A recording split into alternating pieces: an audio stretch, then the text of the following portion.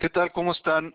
Mi nombre es David Ibarra y me toca coordinar al equipo de trabajo que formamos mi familia en la empresa.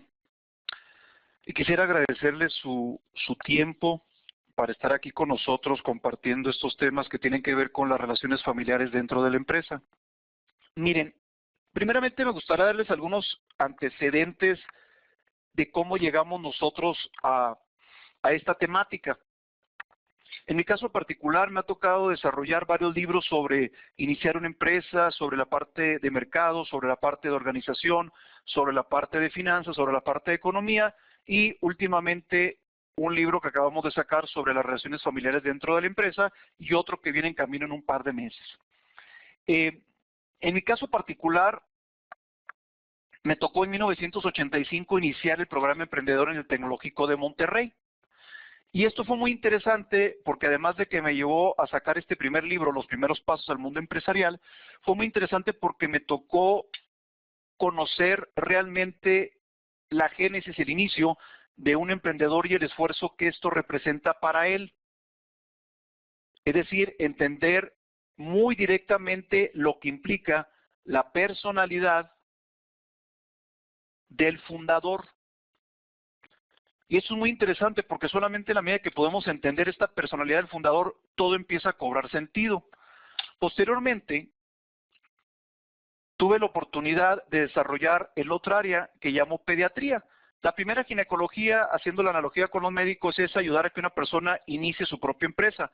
El área de pediatría tiene que ver con el tema de que una vez que nace la empresa, cómo le ayudamos a vender, cómo le ayudamos a organizarse y cómo le ayudamos a que maneje el dinero para poder administrar la producción y administrar la comercialización. Y cuando nos metimos en este tema, tuvimos la oportunidad de llevar al empresario desde que inició prácticamente hasta que consolidaba su empresa después de 15, 18 años de estar ahí. Y tuvimos la oportunidad de trabajar con más de 8,000 empresas en todo el país. Y esto también nos llevó a preparar a más de 1,500 consultores, lo cual fue una experiencia muy interesante, ver cómo la gente ayuda a los empresarios a salir adelante. Esta metodología que ustedes van a ver prácticamente es la metodología más conocida en todo México, porque nunca se había hecho un esfuerzo de preparar a tantos consultores. No sé si sea la más buena o la más mala o la más regular. Lo que sí les puedo decir es que es la más conocida para darles a los consultores una lógica que nos ponga de acuerdo y que nos ayude a poderlos ayudar, Y la primera forma que tenemos que tener claro para poderlos ayudar es tener el mismo concepto de anatomía empresarial, para saber cómo se compone y se maneja una empresa. Y al tener esto homogéneo, bueno, pues cada quien sabrá cómo atiende o resuelve problemáticas de producción, o de ventas, o de finanzas, o legales, o de personal. Es como tener una enfermedad y curársela con un acupunturista, o curársela con un homeópata, o curársela con un médico alópata. Si todos están de acuerdo en el tema de anatomía y cuál es la problemática, pues cada quien tendrá su forma de curarlo y ahí sí no nos atrevemos a decir cuál puede ser la mejor. Pero todo el mundo tenemos que estar de acuerdo en lo más básico, que es parte de lo que vamos a ver. Y todo esto nos llevó a lo que después llamamos geriatría. Geriatría pues sería el adulto mayor, que en este caso el adulto mayor, en el caso de empresas, es cuando una empresa ya se consolida, se convierte en una empresa familiar. Y déjenme les explico esto. Ustedes pueden tener una tiendita de abarrotes, pero esa tiendita de abarrotes, aun y cuando tenga familiares trabajando dentro de la empresa, no representa realmente una problemática porque el incentivo por continuar la empresa por parte de los familiares es bajo. Es decir, tiene una empresa que a lo mejor vale poquito dinero y entonces cuando su hijo se gradúe de ingeniero, pues a lo mejor no le va a interesar trabajar tanto en su tienda de abarrotes de su papá como trabajar en una industria para al fin de cuentas poner a prueba sus conocimientos. Entonces, aun y cuando padre e hijo tuvieron que interactuar, realmente la empresa familiar no se convirtió en un problema permanente. Ahora imagínense que esa tiendita de abarrotes se convierte en un Walmart. Entonces, si esa tiendita de abarrotes se convierte en un Walmart, el incentivo por parte de este ingeniero por quedarse a administrar una empresa muy grande, pues aumenta. y entonces la permanencia de la familia dentro de la empresa se convierte en un problema crónico, no en un problema temporal. Un problema temporal significa que interactúan padre e hijo durante 4 o 7 años, en lo que estudia el hijo la preparatoria y la carrera, se gradúa y se va. Un problema crónico sería que esta persona, mientras estudia, trabaja en la empresa, cuando se gradúa, trabaja en la empresa, y posteriormente sigue trabajando en la empresa y tiene intenciones de quedarse en la empresa. Esto es muy, muy importante, porque de esta manera, pues tenemos una problemática distinta. Y esa problemática distinta, pues es prácticamente lo que queremos hacer énfasis. Bien, esto nos lleva entonces al otro comentario que les quería hacer de cómo nos enfocamos a esto. Esta metodología, como ustedes quizás ya la sondearon a través de nuestros sitios, de nuestro material que les hemos distribuido, la desarrollamos 3 hermanos y esto también nos metió en una dinámica de empresas familiares dentro de los 3 hermanos. Uno de ellos en lo particular, mi hermano mayor Alejandro, es psiquiatra. Y él como psiquiatra me dio una perspectiva muy distinta a como tradicionalmente los administradores tratan las relaciones personales. Es decir, es como tratar de meter a un médico a que maneje una empresa o que administre un hospital, o meter al administrador del hospital a que opere una persona en el quirófano. ¿Qué les quiero decir con esto? Que los psiquiatras, como es el caso de mi hermano, tienen siglos trabajando sobre la conducta humana, mientras que los administradores tienen apenas 20, 40 años tratando de entender la conducta humana.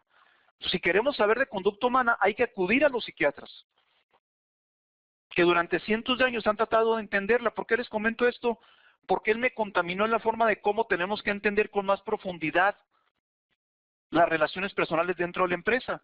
Es como cuando tienen ustedes a 2 chiquillos que se están peleando y luego cuando llegan ustedes a parar el problema y les dicen dense la mano para terminar con el problema, y los 2 niños molestos se dan la mano y ustedes suponen que con darse la mano ya están contentos. ¿Qué les quiero decir? Que se queda un resentimiento, que se queda una historia, que hay más cosas de fondo que solamente poner reglas en la familia. Cuando los administradores es lo que nos dicen, tú pon reglas y con eso se soluciona una rivalidad de hermanos, un choque generacional entre padre e hijo. La diferencia que tenemos de perspectiva con respecto a nuestra familia y la familia política. Y la respuesta es, no es así. ¿Por qué no lo saben? Porque no se han metido tanto de lleno al tema de psiquiatría. Porque yo sí lo sé. Miren, por mero azar del destino. Si mi hermano Alejandro hubiera sido veterinario, yo les hubiera dicho lo mismo que le dice cualquier consultor de empresas familiares a todos ustedes. Pon reglas y solucionas el problema. Y las reglas no funcionan si la gente no tiene la intención o la actitud de hacerlo, por los sentimientos que tiene con respecto a su contraparte, llámese esposa, hermano, hijo, cuñado, etcétera. En la medida de que podamos estabilizar los sentimientos, podemos hacer que las personas continúen manejando una reglamentación, escrita o no escrita.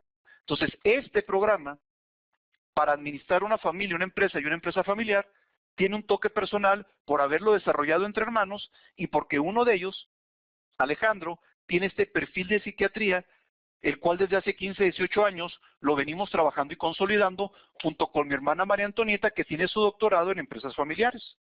Y entre los 3 entendimos que el punto fundamental son las relaciones familiares dentro de la empresa. Partiendo del hecho de que primero son hermanos, primero son pareja, primero son padres e hijos, y luego se hicieron compañeros de trabajo. Eso significa que tiene una persona siendo el hijo de su papá a lo mejor 30 años, y cuando entra a la empresa familiar, no le pueden pedir al papá que ya no lo vea como su hijo, después de que tiene 30 años de verlo como su hijo.